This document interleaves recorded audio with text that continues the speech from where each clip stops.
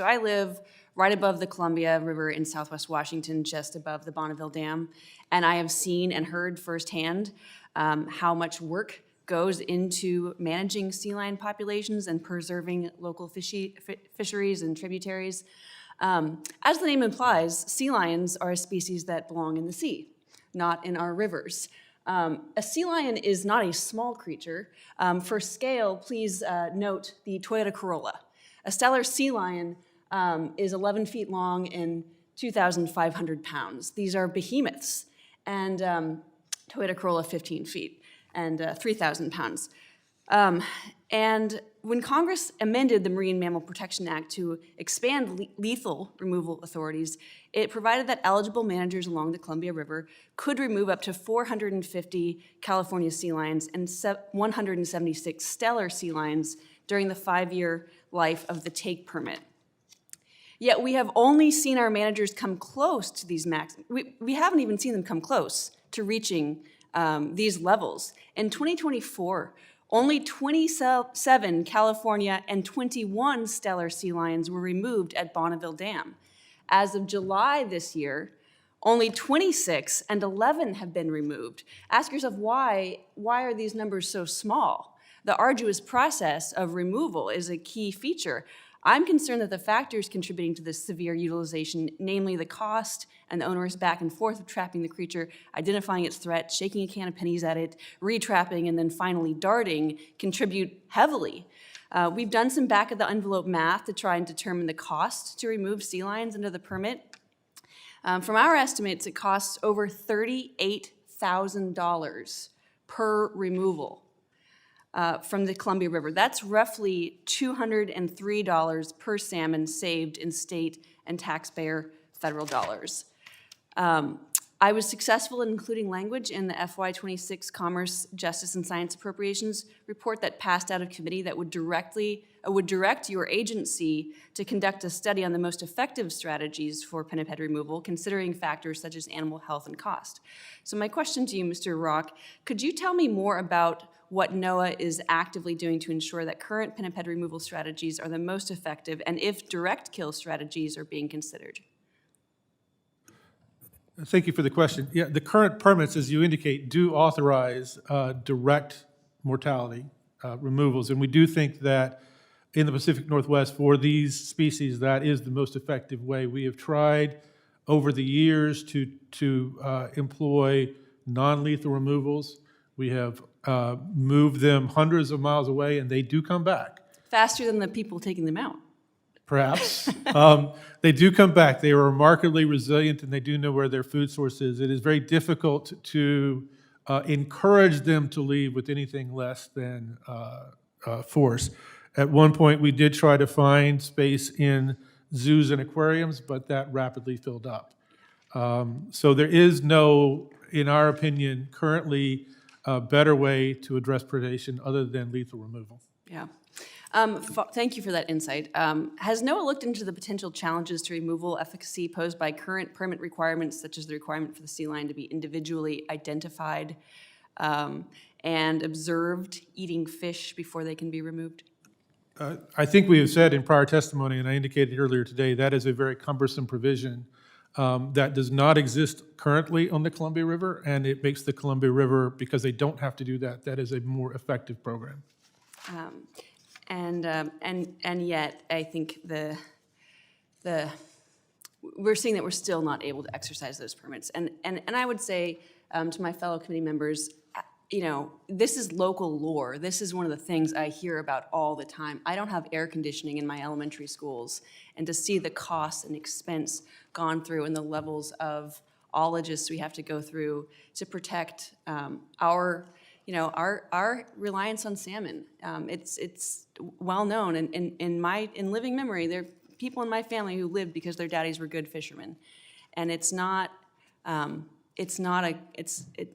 we're very concerned at the lack of efficacy of the current removal process. So thank you for your work on this. Chairman Choke, in your testimony, you mentioned the need for Congress to streamline Section 120's process to allow managers to remove pinnipeds by means not limited to chemical euthanasia. Could you provide some examples or strategies other than traps and chemical euthanasia that you believe would be more effective in removing or deterring sea lions? Thank you for that question. Initially, it's something that we need to continue to take a look at and see how we can evaluate the situation and, as I stated earlier, come up with less lethal means, I guess you could say. I've always stressed the point, how can we actually, resolve the issue with our pinnipeds and the harbor seals?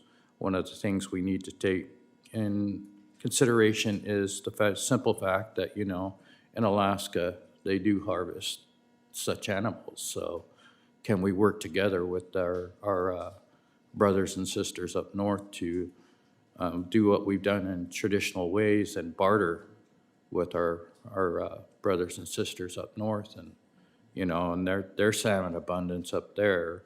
But initially, it's collaboration, working with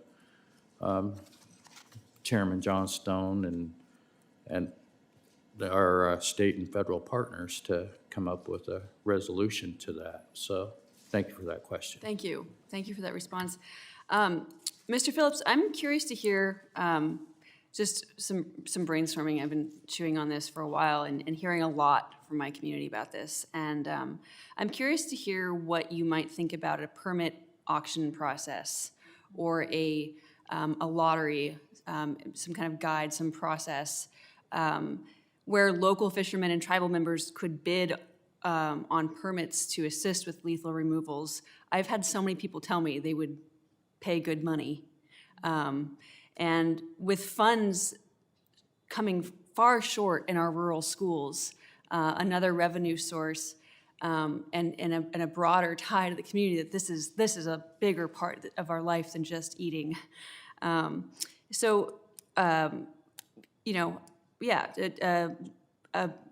are your thoughts? I understand there are a lot of points to flesh out here, but I wanted to bring it up in a possible step in the right direction.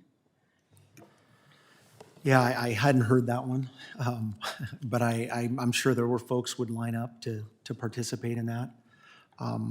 I think we need to be creative. I think we need to find tools to address the challenge. I also think that we need to be really careful, make sure we're investing in good science to monitor the outcomes of any type of programs that we implement or decide to implement.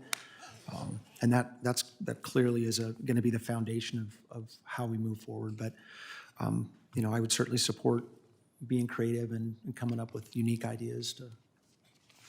We got unique ideas over here. I still can't even harvest an elk, so I probably wouldn't be very good at it. But. With the remaining time we have, Ms. Dakota, excuse me. I appreciate you being here to speak directly on the complex challenges to mitigating issues at the Bonneville Dam. But I'd like to hear more about your perspective on expanding Section 120F permits to the tributaries and how this might help deter sea lions more effectively. Yes, thank you for the question. Absolutely. I think what we see on top of the bottlenecks is these confluence of animals around tributaries coming into the main stem of the Columbia River. So I think the more we can, again, this is learned behavior, the more we can disrupt this learned behavior earlier at the, near the estuary and coming into the Columbia River, that will prevent them from coming all the way into the lower river and into Bonneville Dam. Yeah, that's a lot of what I heard is this is learned behavior, and you have to, without any clear feedback loop here, being direct and being, I think, respectful and communicating, not with, as Mr. Johnstone was saying, they don't read the laws, but to communicate more clearly. So thank you for your insight. Thank you for your work, and I'll yield back.